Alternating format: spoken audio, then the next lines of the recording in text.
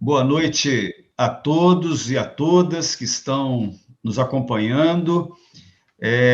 Dizer inicialmente que este é um evento organizado pela Comissão de Direito Internacional da Seccional da OAB do Rio de Janeiro e o Centro de Documentação e Pesquisa da Seccional, e contando com um convidado, Dr. Jefferson Rodrigues, que é de uma outra instituição, do Ministério Público do Trabalho, que vem conversar, dizemos assim, isso aqui vai ser uma conversa, né?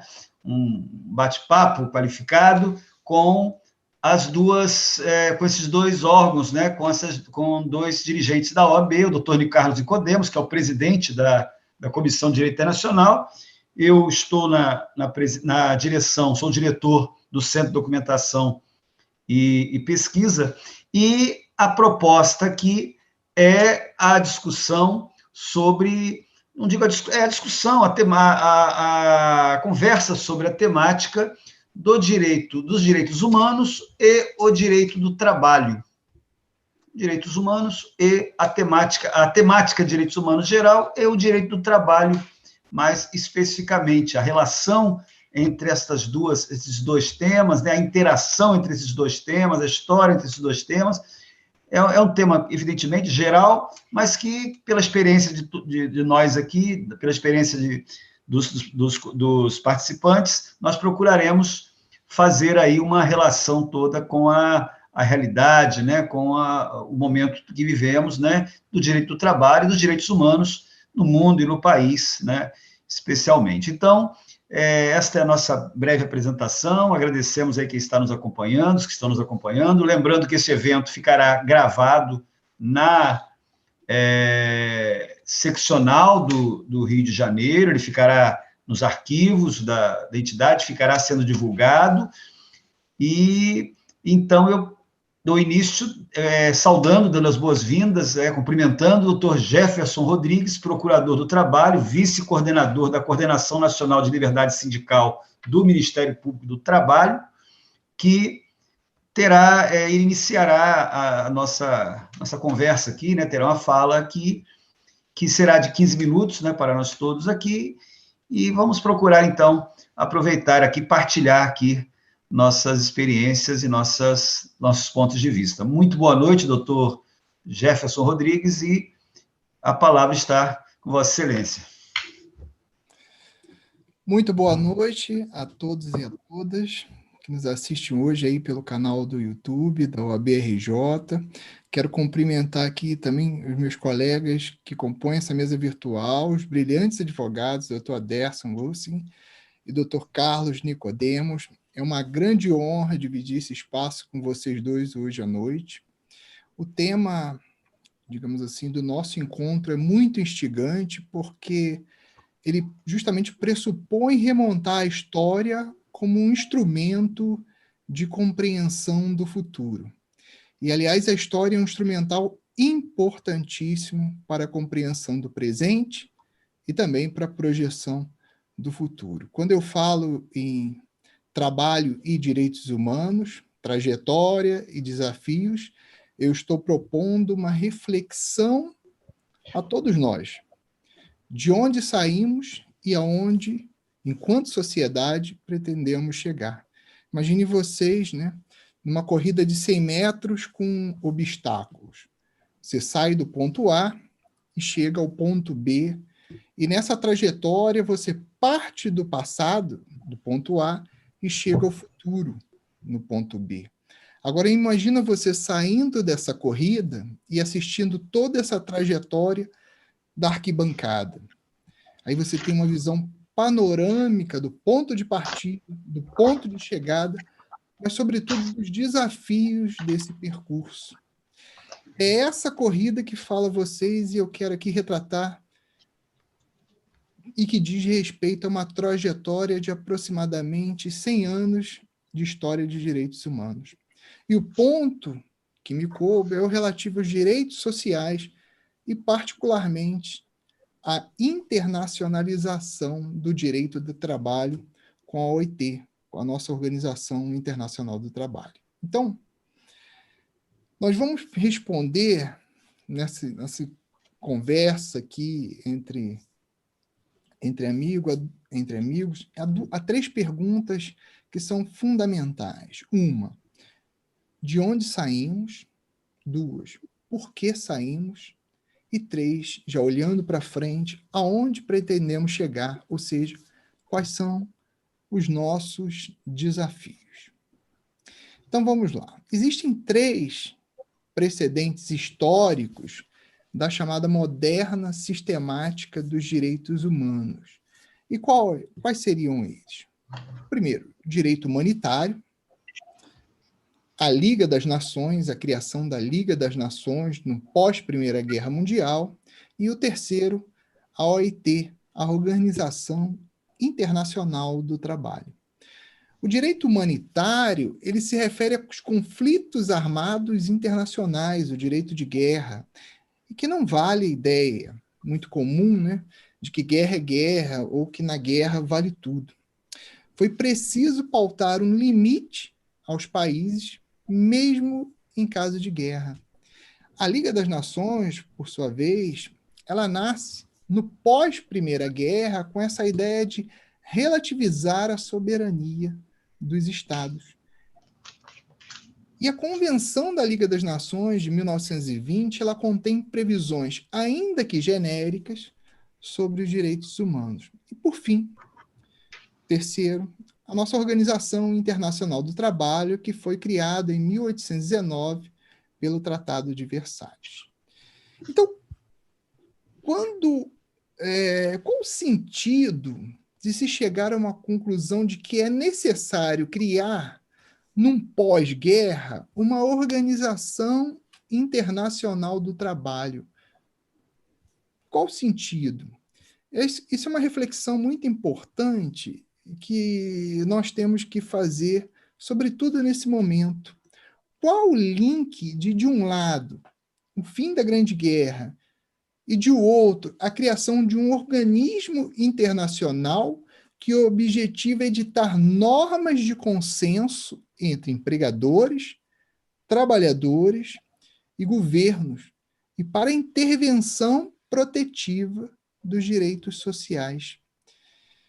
É importante falar algo que é fundamental. O modelo liberal, ou modelo neoliberal, a ideia do laissez-faire é uma ideia ultrapassada, é uma ideia anacrônica, é uma ideia fracassada, que, no entanto, ainda é vendida e muito comprada aqui no Brasil como algo moderno.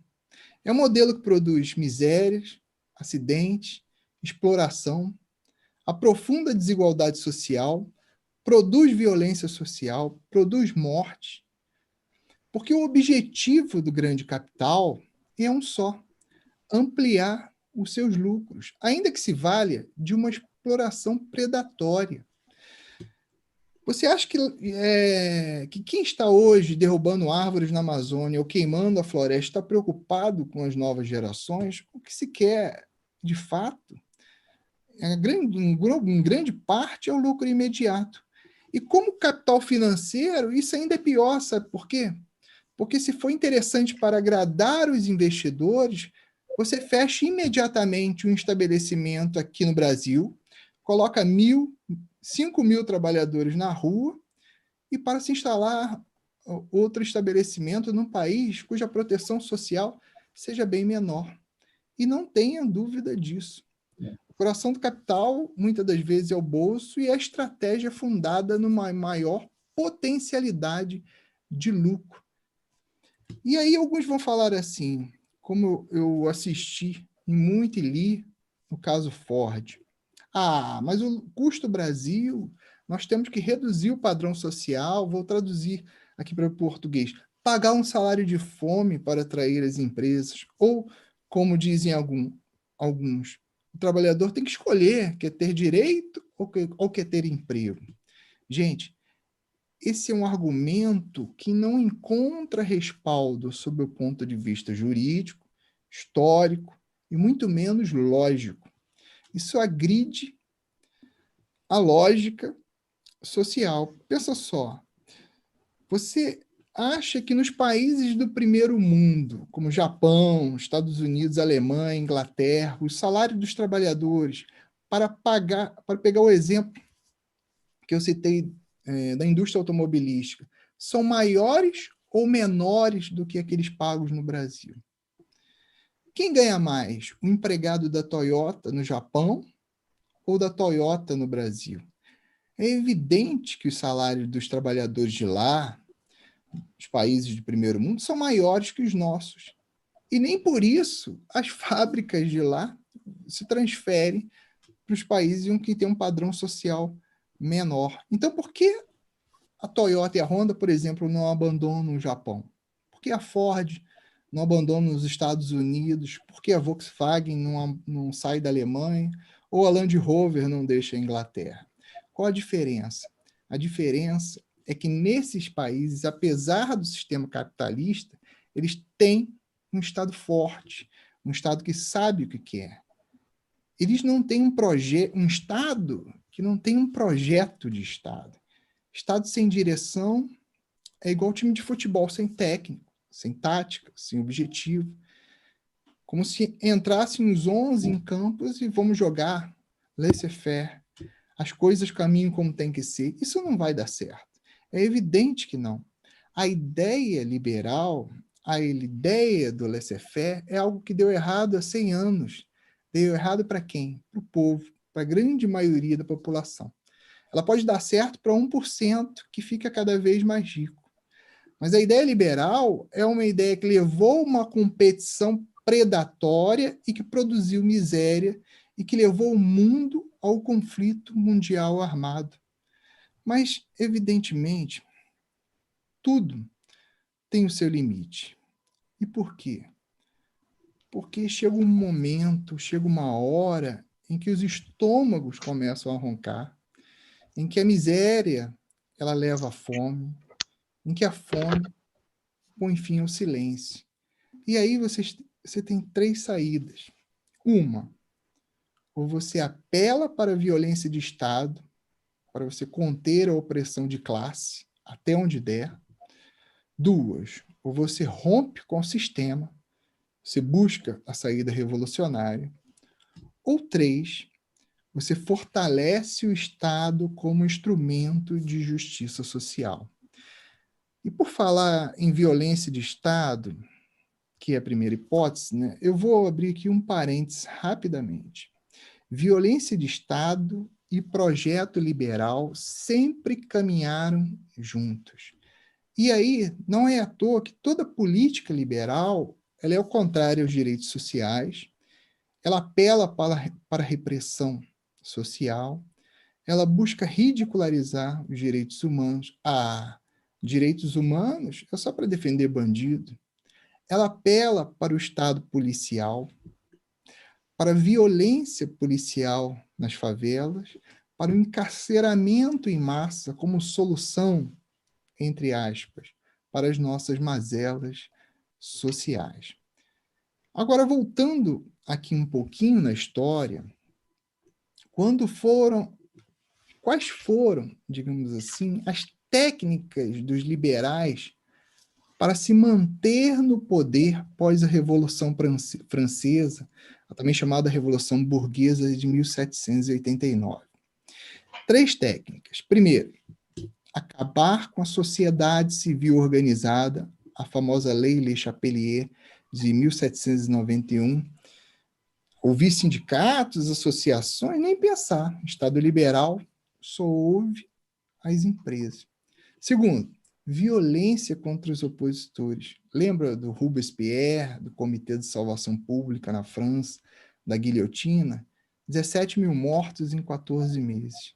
E terceiro, distrair as massas, porque uma população miserável na França de 1791, que não sabia ler, então você busca fatos todos os dias para ridicularizar opositores e para desviar a atenção da população em relação aos seus graves problemas sociais, os problemas reais da população. Mas, enfim, fechando esse parênteses, eu dizia o porquê a criação da OIT após a Primeira Guerra, o porquê a Organização Internacional do Trabalho.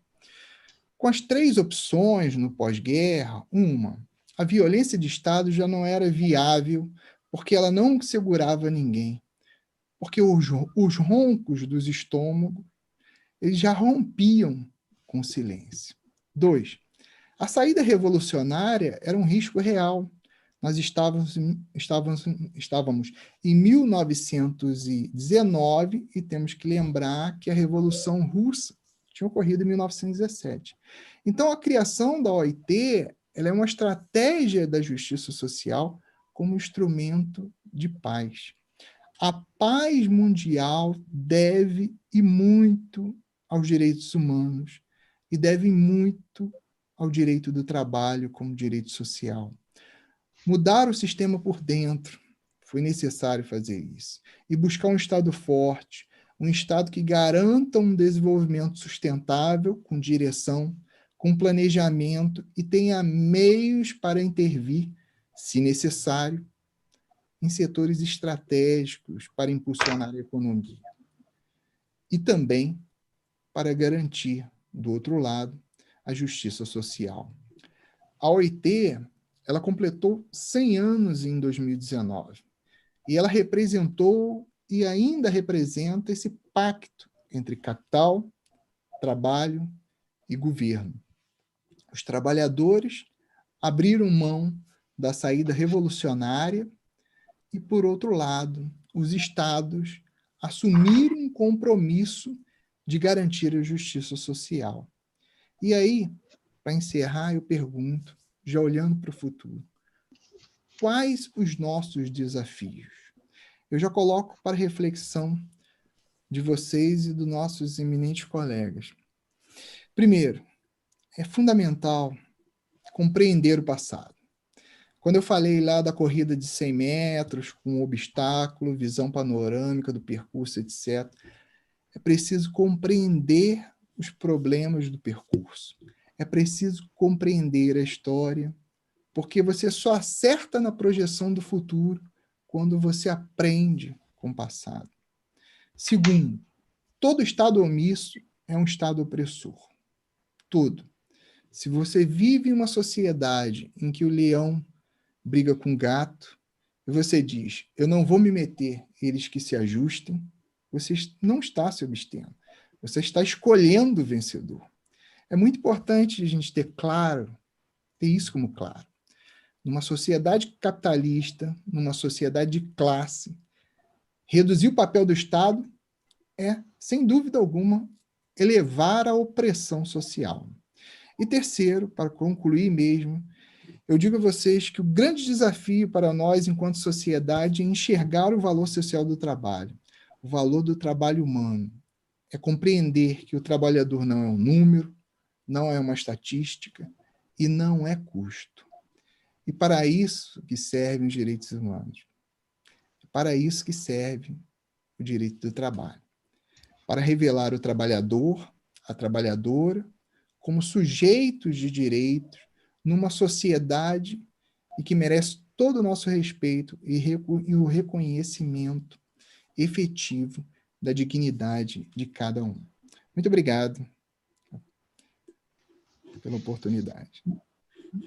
Nós que agradecemos, né? Muito boas e excelentes as colocações.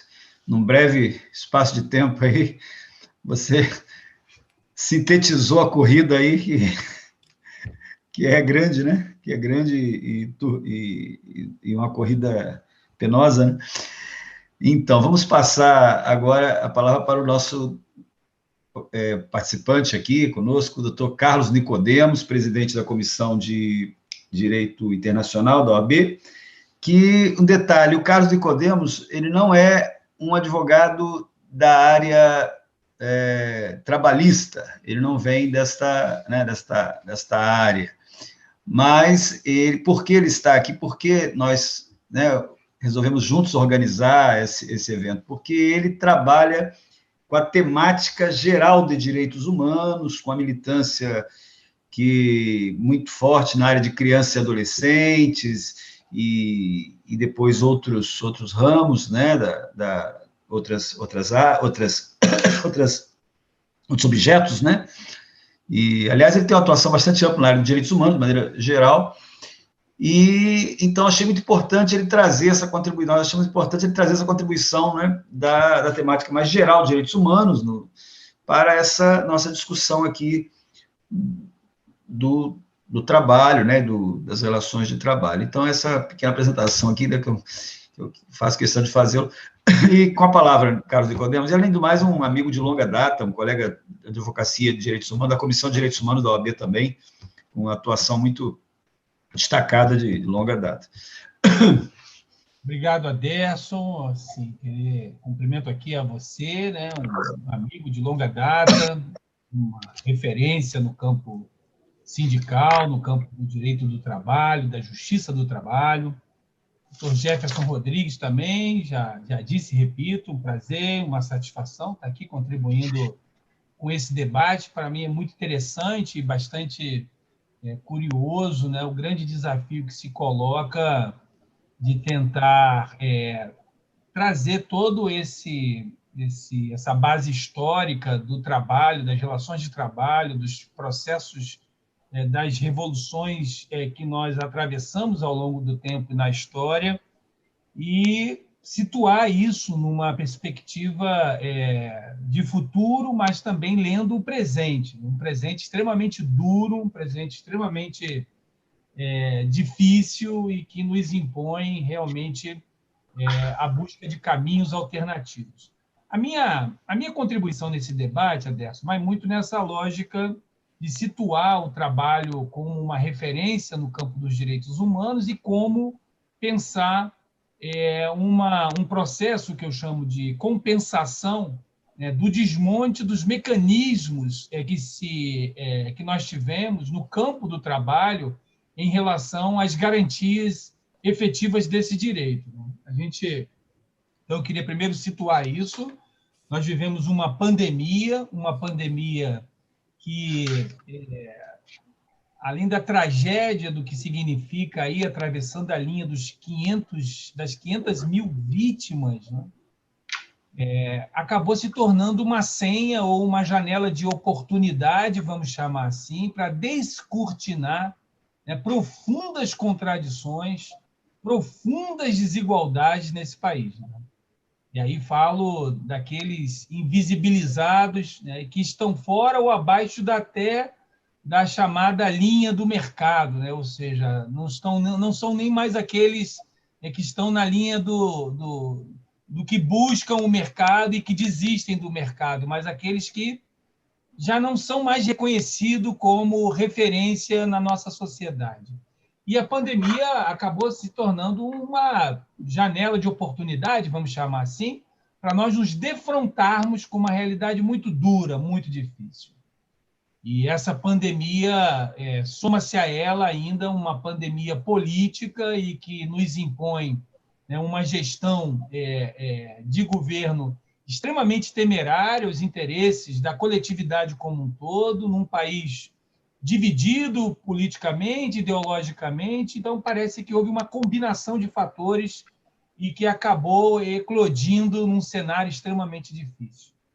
Mas situar a questão do trabalho nesse contexto internacionalista, eu acho que o primeiro passo é esse que o Dr. Jefferson trouxe, que é olhar aí no retrovisor da história e perceber o processo evolutivo, até mesmo organizacional, das relações de trabalho no campo estrangeiro, internacional, mas também local e nacional.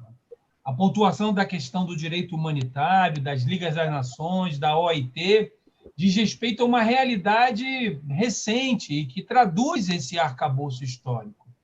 A questão é que esses organismos, nesse momento, eles precisam, no meu ponto de vista, dialogar com outros organismos num processo de situar o trabalho como um direito humano para além da lógica histórica das relações de trabalho que estão dadas ali dentro daquilo que foi dito pelo Dr. Jefferson sobre o pacto entre o capital, trabalho e governo. E como pontuar isso, né? Como pontuar isso? Olha, eu diria, primeiramente, que na lógica geracional dos direitos humanos, o trabalho se situa naquilo que a professora Flávia Piovesan, na sua obra Direito Constitucional dos Direitos Humanos, situa ali na chamada segunda geração dos direitos humanos, né? Ou seja, os direitos sociais, econômicos e culturais, né?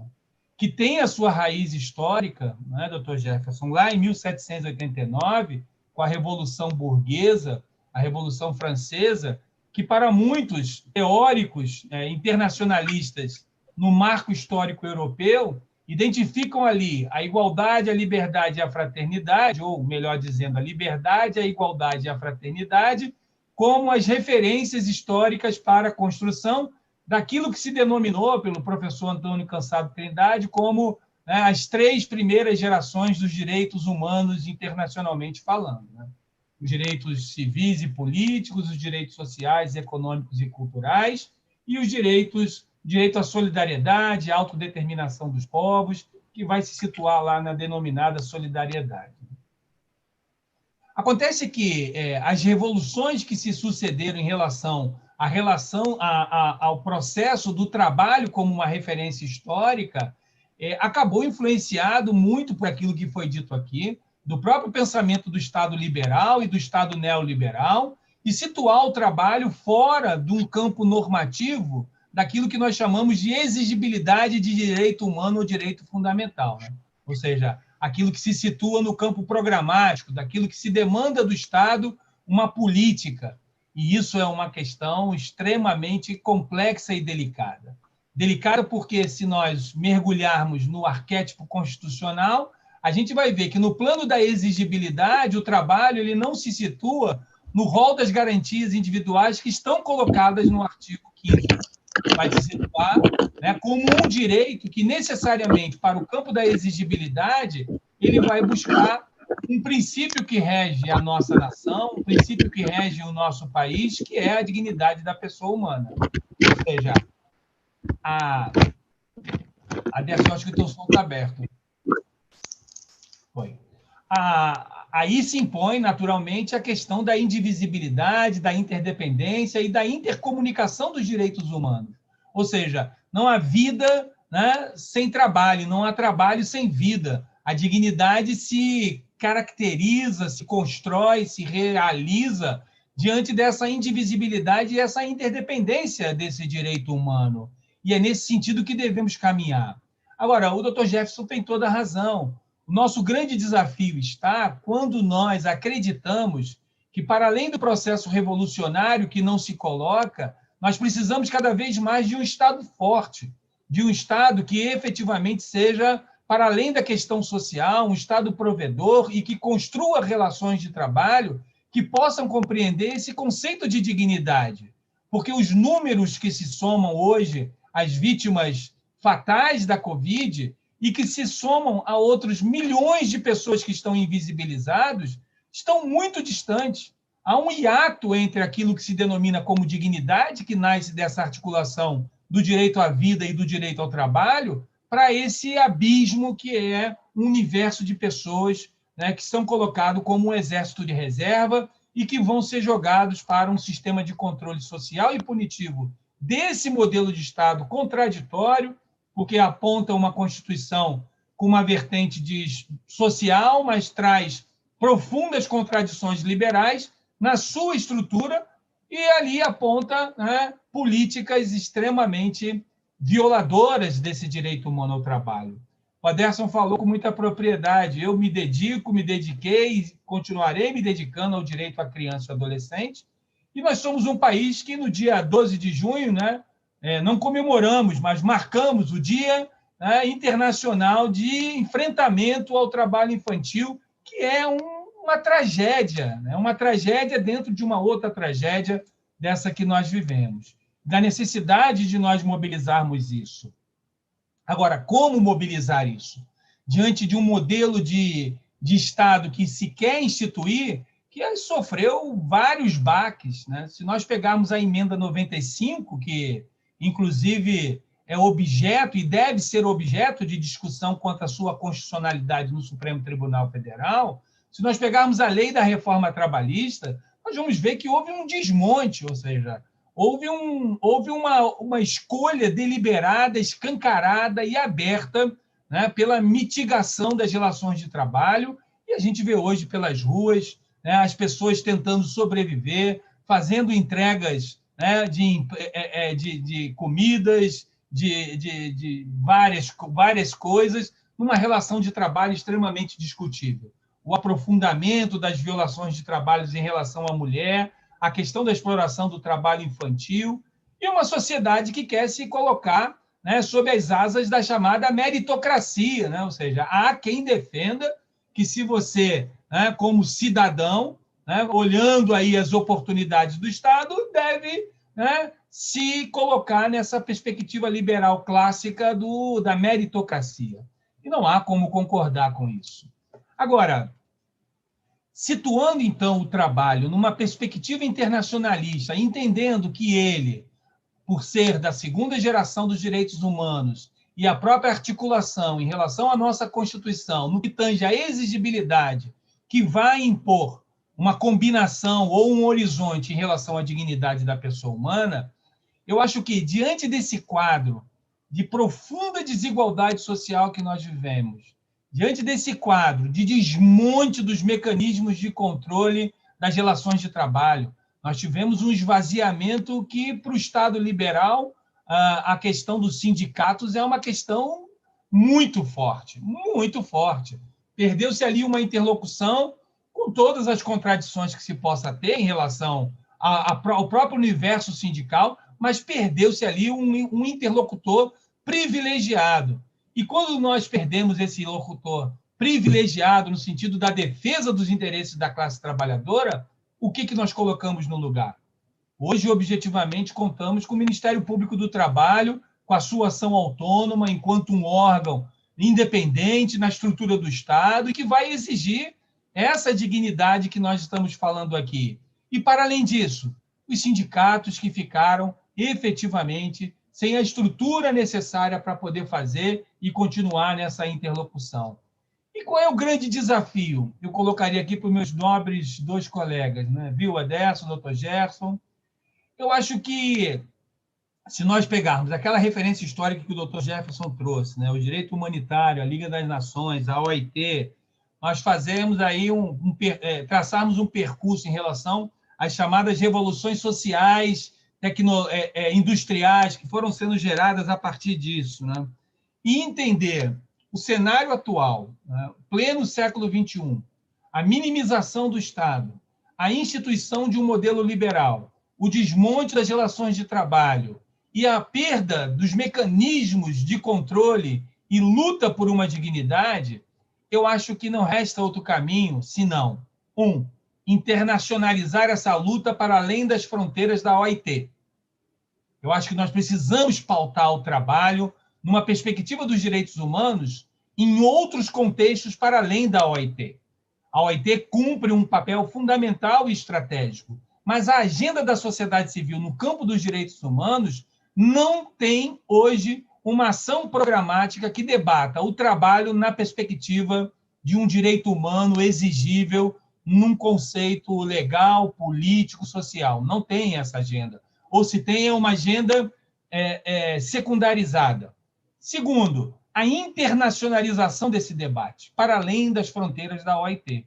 Nós precisamos pautar, precisamos criar relatorias maiores e mais consistentes no âmbito do Sistema Interamericano de Proteção dos Direitos Humanos, no âmbito da ONU, trabalhar com recortes transversalizados em relação à agenda da criança, à agenda da mulher, a agenda étnica racial, de modo a situar nesse campo a necessidade de buscar outros mecanismos de exigibilidade, diante dessa minimização e dessa mitigação que nós sofremos pelo modelo de Estado que acabou se instituindo e que a tornou mais profunda ainda as desigualdades e as violações de direitos. Então, são essas as minhas contribuições. Deixo agora para o Aderson fazer a conclusão, e acreditando que, se nós tivéssemos mais 2 horas ou 3 horas, nós continuaríamos aqui debatendo. mas como o bom senso nos impõe uma live de 1 hora, 15 minutos cada um, 20, e deixar que depois a gente pense em outras, eu acho que está bem encaminhado. Aderson, meu querido, obrigado aí por estar ladeando aqui conosco nesse debate.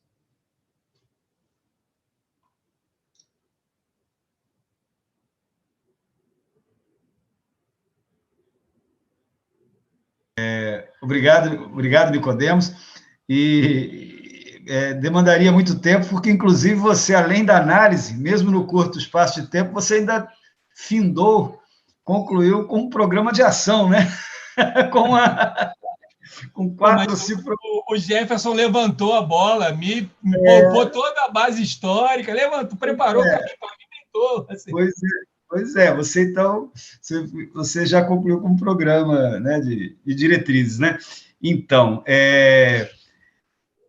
partindo do retrovisor que fez referência o Dr. Jefferson, né, o olhar para trás, olhar em retrovisor para, após isso, olhar em perspectiva, né, para compreender o caminho, né, e chegando nos dias atuais, que não há como se falar da atualidade sem falar de pandemia, eu vejo, meus amigos, que essa pandemia, ela, dentre tantas outras questões, das mais variadas formas, né, e naturezas, mas, sobretudo, ela destacou 2 questões de direito fundamentais, 2 questões centrais. O direito à saúde, evidentemente, né, com o seu aspecto, né, com a sua centralidade, nesse caso, sanitária, e o direito do trabalho. O direito do trabalho. Se vocês pensarem, se nós pensarmos, sem prejuízo de outras discussões, mas esses 2 vetores, essas duas vertentes, trabalho e questão de saúde, estão em questão. As coisas giram em torno, a propaganda negacionista, tudo, o contraponto a isso, da ciência, as discussões todas que existem, mas vão chegar aonde? O trabalho que está obstaculizado, né, por conta da pandemia, né, obstaculizado, e a saúde, sobretudo, né, primeiro a saúde, né, sem a qual não há trabalho. Então, eu começaria por aqui, né? Então, nunca o direito, a questão do trabalho teve tão em evidência, nunca, como agora, né? Dizem que são as situações realmente de crises que levantam, né? As problemáticas, né? Como a guerra levanta a problemática, e no caso a pandemia. E aí, também olhando um pouco para o retrovisor histórico, eu também gosto muito de ter sempre uma abordagem histórica, eu queria destacar que, assim, trabalhando com um tempo assim do século XX para cá, 20, né? Nós temos a Constituição do México em 17, né? Que é a primeira Constituição que você tem o enfrentamento, a abordagem da questão do direito do trabalho, né? Dos direitos sociais de maneira muito sistematizada, muito objetiva, né? A Constituição mexicana. Né? Sem prejuízo, claro, foi o que foi colocado aqui em relação à Revolução Francesa e tudo mais, mas aí no século XX nós temos um marco que é, antes mesmo da OIT, né, que vem 19, a Constituição mexicana, de forte conteúdo social e de direito, portanto, do trabalho. E aí, a OIT, em 18, né? A OIT, criação da OIT em 18, que aí sistematizando isso, dando um arcabouço internacional a isso, né? Não só sistematizando os direitos, mas estruturando isso do ponto de vista internacional. Mas também, como resposta à Revolução Russa, né? A Revolução Russa, ela vem a desencadear em 17, a Revolução Russa, a Revolução Soviética veio a desencadear, a colocar no primeiro plano no mundo a questão do trabalho, pelo protagonismo dos trabalhadores nessa revolução e pelo cunho socialista desta, né? Então, você tem esses referenciais históricos. Em 18, a primeira Constituição soviética, no caso, 18, que um forte elemento, né, social, direito do trabalho, tanto é que o primeiro capítulo, né, dedicado um capítulo dedicado à declaração dos direitos do povo trabalhador e oprimido, né, e ali toda a sistematização de compromissos e direitos instituídos pela Revolução. Então, você tem a Revolução, a Constituição Mexicana, que vem também de uma revolução social no México, a OIT, a Revolução Russa, mais adiante também a República de Weimar, né, a Constituição de Weimar, que vem também com toda a carga de direitos sociais, e estes são os nossos grandes, as grandes referências, a meu ver, do ponto de vista jurídico, de substância, de fundamentos jurídicos para a discussão social do trabalho e para a discussão protetiva do trabalho, né? E aí, dando um pulo histórico, e aí falando de direitos humanos, não é à toa que a Declaração Universal dos Direitos Humanos, de 48, ela traz no seu artigo 23, um dispositivo, assim, claro, objetivo, cristalino, categórico, em relação ao entendimento do direito, das questões do trabalho como direitos humanos, né? Ela traz isso, assim, de maneira inequívoca. A Constituição, a Declaração Universal dos Direitos Humanos, o seu artigo 23, doutor Jefferson, que é estudioso do direito do trabalho, o artigo 23 traz os fundamentos do direito do trabalho, que já estavam lá na criação da OIT de 18, na Constituição Mexicana, ali, né, e só destacando aqui, né, ela diz, né, toda pessoa tem o direito ao trabalho. A Declaração dos Direitos Humanos diz que toda pessoa tem direito ao trabalho, à livre escolha do trabalho, as condições equitativas e satisfatórias do trabalho, né? Aquilo tudo que o direito do trabalho que vem esmiuçando, vem detalhando. Nós temos a nossa CLT aqui no Brasil, as diversas legislações, mundo afora, a legislação do trabalho portuguesa após a Revolução dos Cravos, uma grande referência trabalhista, nós bem sabemos, a legislação francesa, né? Mas ali, ó, as condições equitativas e satisfatórias do trabalho, sem discriminação, olha só, sem discriminação, salário igual, trabalho igual, garantindo salários iguais, salário igual, trabalho igual, a isonomia, né? E a liberdade sindical, né? No direito de fundar sindicatos, de se filiar a sindicatos. Vocês veem como nesse artigo 23 você tem sintetizado aí o direito material do trabalho, né? Em tópicos, é claro, né? Em enunciados, né? Claro. Você tem sintetizado o direito do trabalho, né? E o direito individual também, e o direito coletivo, no que diz respeito ao destaque que é dado ao direito de sindicalização. E se formos ver depois outros dispositivos da Declaração Universal dos Direitos Humanos, em relação ao direito de manifestação, em relação ao direito de expressar a opinião, a defesa da dignidade humana, todos eles se conectam com o mundo do trabalho e com o artigo 23, porque o direito de opinião, como ele é importante no meio sindical, no direito sindical, né? Ele tem todo um papel. Nós que somos advogados sindicais, como nós lidamos com o direito de livre manifestação dentro das empresas, ou não lidamos, né? Porque ele não existe, né? Lidamos muito pouco com ele, lutamos para a efetivação dele. E lidamos também na defesa dos perseguidos por exercer esse direito humano universal e previsto no artigo 23 da Declaração dos Direitos Humanos. Olha só, né? Olha como a CONALES, por exemplo, é uma coordenação do Ministério Público do Trabalho voltada, que tem como foco este aspecto da livre organização do trabalhador em sindicatos e os direitos dele decorrentes, né?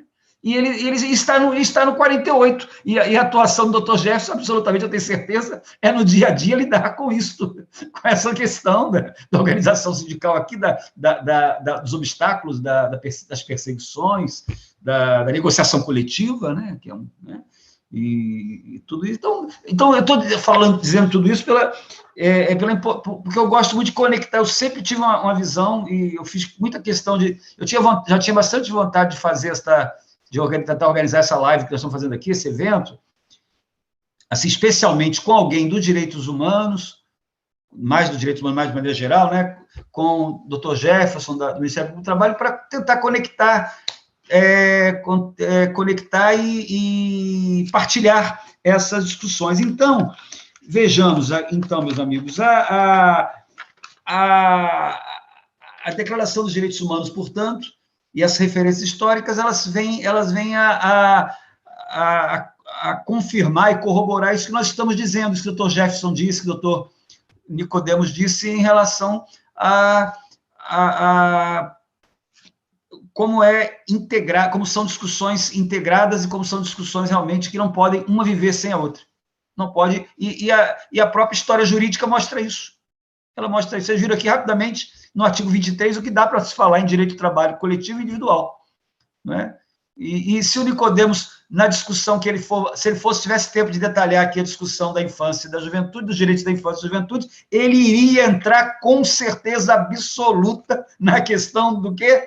Do trabalho infantil, da proteção da criança, do período que ela mais precisa estudar, e ele vai falar do direito. Não tem como ele não falar das questões do trabalho, né? Numa outra ótica, numa outra... Mas porque ele vai estar falando do quê? De direitos humanos. Como eu estou falando de direitos humanos, como o Dr. Jefferson falou de direitos humanos. E dando também um pulo aí histórico, dando outro pulo, nosso retrovisor aí, nós vamos chegar na Constituição de 88, que aí sim, o artigo 7, arrolando aí todos os direitos, né? A Constituição de 1988, ela rola e sistematiza os principais direitos trabalhistas, né? Estão ali, né?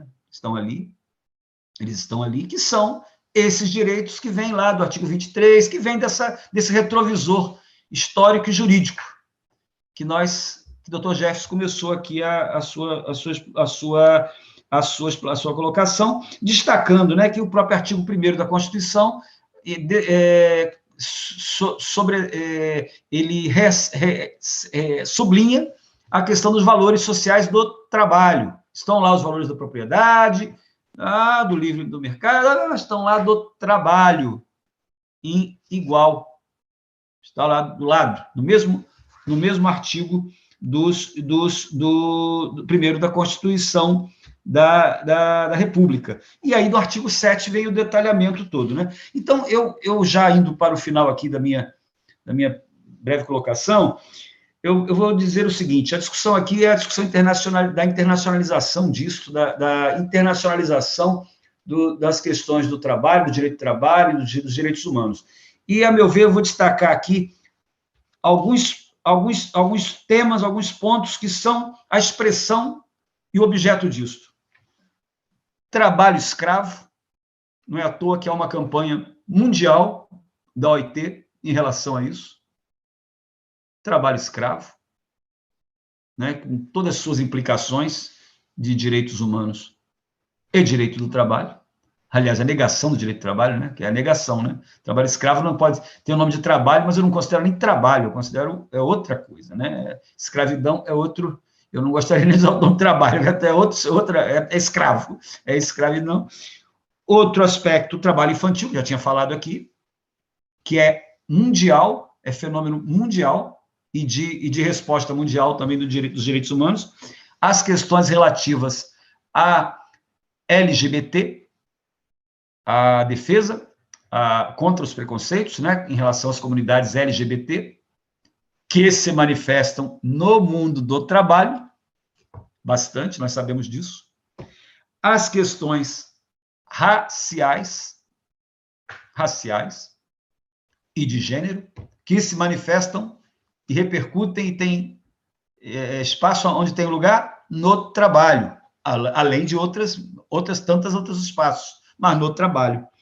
A liberdade sindical, que eu falei bastante aqui, a liberdade sindical. E, por último, esta questão que foi citada pelo Nicodemos, doutor Nicodemos, é a questão dos entregadores. Ele muito bem colocou aí o fenômeno da questão dos entregadores, como é outro fenômeno mundial. Outro fenômeno mundial a demandar uma discussão, um debate mundial e resposta do direito do trabalho. Né? Com uns dizendo que não são empregados, são empregadores, são empreendedores, são empreendedores.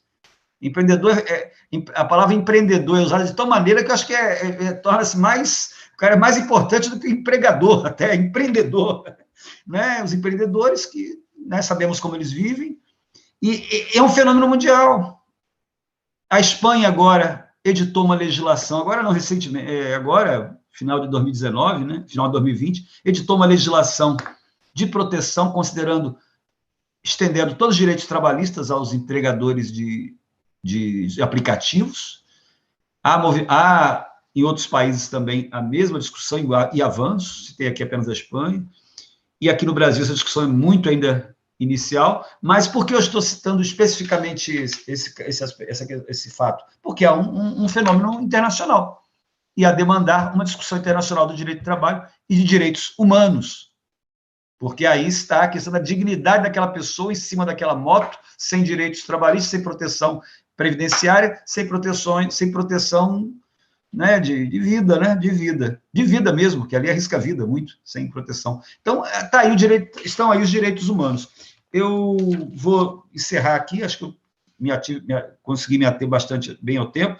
Vou encerrar aqui minha breve colocação, dizendo que eu não vejo como não discutir direito do trabalho sem portanto, direitos humanos, e penso que esse é um desafio de cada vez mais advogados, juízes, procuradores do trabalho procurarem assim tratá-lo, assim enfrentá-lo, assim promovê-lo, né? Sobretudo os agentes do Estado, os agentes políticos do Estado, no caso, o Ministério Público, juízes, né? Porque, embora o Brasil seja signatário em primeiro lugar, ele é patrocinador, subscreveu a Declaração Universal dos Direitos Humanos e signatário de diversas também declarações da OIT sobre o trabalho, 98, 151, várias delas, mas isso, infelizmente, vou terminar aqui, ao mundo judicial, parece que isso não é nada, né? Parece que isso são traços gráficos que existem, são traços lá gráficos que estão escritos nos documentos que lhe deram formalidade, né, mas que não tem aplicação, né? Então, isso não se considera, evidentemente, salvo juízes e procuradores de trabalho, agentes públicos, que têm essa dimensão, lógico, mas, de maneira geral, se procura somente se ater à CLT, muito mal à Constituição, porque também há uma crítica muito grande ao fato de faltar uma visão constitucional, né? Uma visão constitucionalista dos direitos do Brasil, né? É outro problema. Então, nós temos muitos problemas. Então, é essa minha pequena contribuição aqui à discussão que nós estamos fazendo nessa noite aqui, e obrigado aí pela atenção e pela paciência, né, também de me ouvir aqui nesses pontos aqui. Se eu passei muito do horário, obrigado aí pela atenção. Não sei se o doutor Jefferson gostaria de fazer mais alguma uma despedida aí, 3 minutinhos para cada um, acho que já temos aqui um tempinho.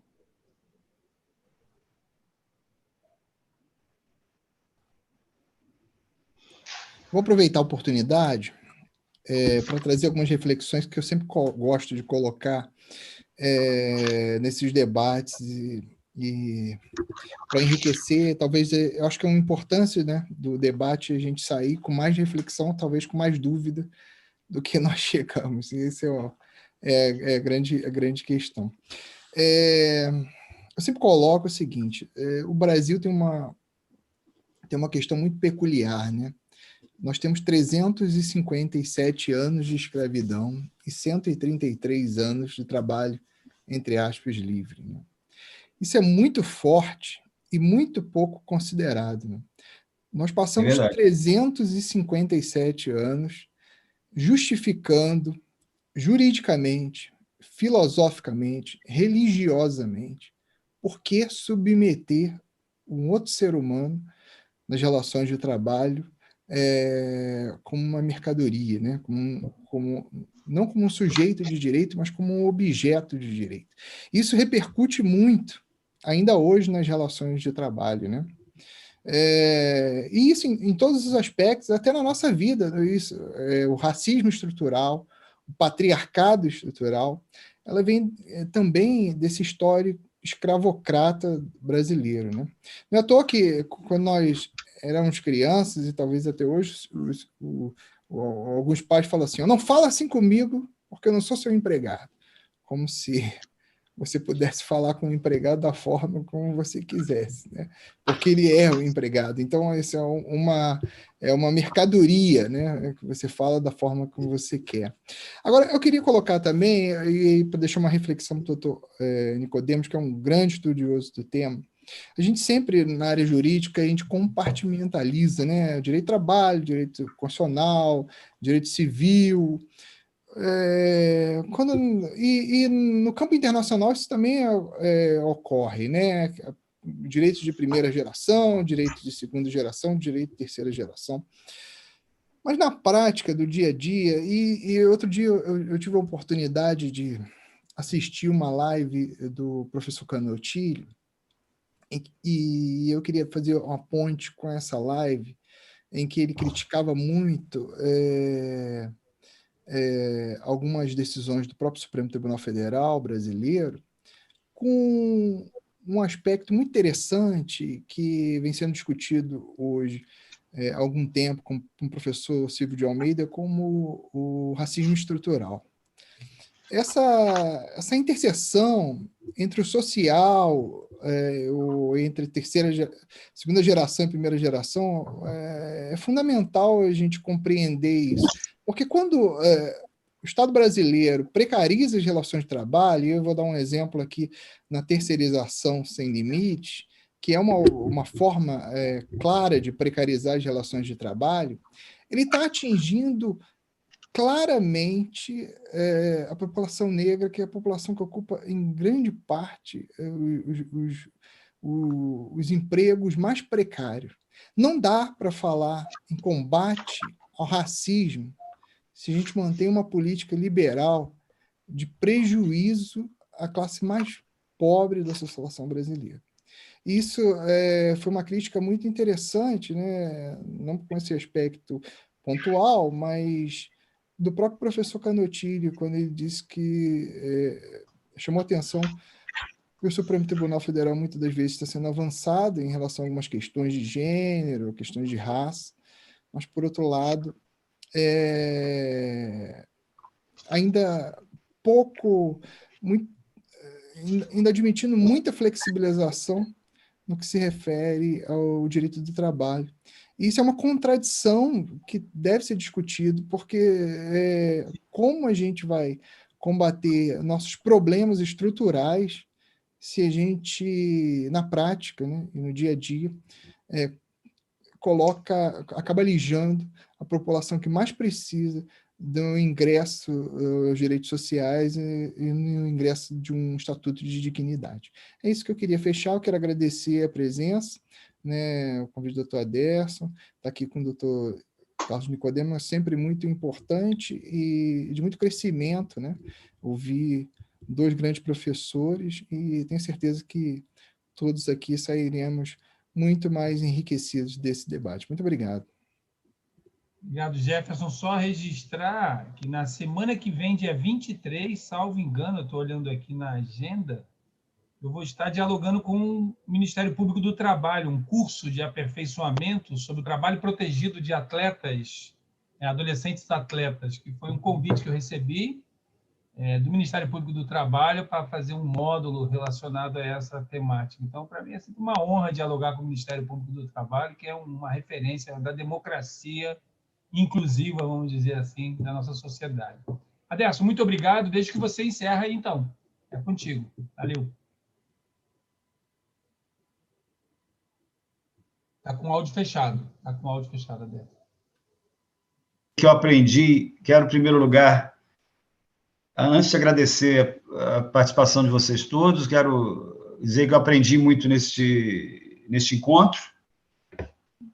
Sinceramente, aprendi com o Nicodemos, aprendi com o Jefferson, e dizer que, muito bem colocada no seu fechamento, na sua conclusão aqui pelo Jefferson, a questão do racial, né? Que ela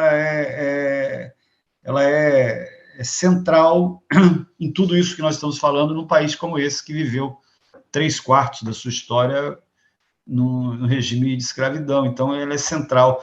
Eu até, depois, quando você falou, eu anotei aqui, eu gosto muito de anotar as coisas, eu tinha feito um planejamento, um resumo aqui do que falar, eu falei assim, a questão racial aqui, ela tem que ser central, tem que ser sempre central. Eu destaquei aqui, tem que ser sempre central nas nossas falas, porque não dá para não ser diferente a questão, realmente, esse tipo de questão. Mas eu não teria muito mais nada a dizer aqui. Acho que nós temos que pensar, assim, mais para um próximo evento aí, inclusive, Nicodemos, mais adiante, convidarmos o Dr. Jefferson para fazer aquela discussão sobre a questão de responsabilização das empresas e memória, né? Que é uma discussão também importante, né? Sobre as empresas que atuaram, Dr. Jefferson, né? Na repressão, né? E ver o viés que tem isso aí também de direito do trabalho, na medida que tem trabalhadores, né, foram perseguidos nisso, né? E tem princípios constitucionais que a Justiça do Trabalho já se debruçou sobre ele em processo de anistia, né? Eu costumo dizer, eu até residi no município onde é um dos primeiros juízes do trabalho que atuou efetivamente num processo relativo à anistia constitucional, foi o doutor Flávio Cooper, depois desembargador em Campinas, que ele, em 89, sem a regulamentação do direito de anistia, do artigo 8º, inciso 3º do Ato das Disposições Constitucionais Transitórias, ele concedeu uma reintegração sem nenhuma regulamentação, só pelo princípio constitucional, numa visão de direitos humanos e de anistia, né? Doutor Flávio Cooper, que é do Rio de Janeiro, inclusive, eu gosto muito de citá-lo pela sua competência e pela sua visão humana, pela humanidade da sua visão, a despeito de poder ter algumas divergências até com ele, mas como teve visão profunda sobre isso. Então, ficamos assim. Obrigado aí, mais uma vez, doutor Jefferson, né? Acho que vamos todos reciprocamente, aí estamos bastante satisfeitos aí com o nosso encontro. Até um próximo encontro. Boa noite, então, hein? Boa noite.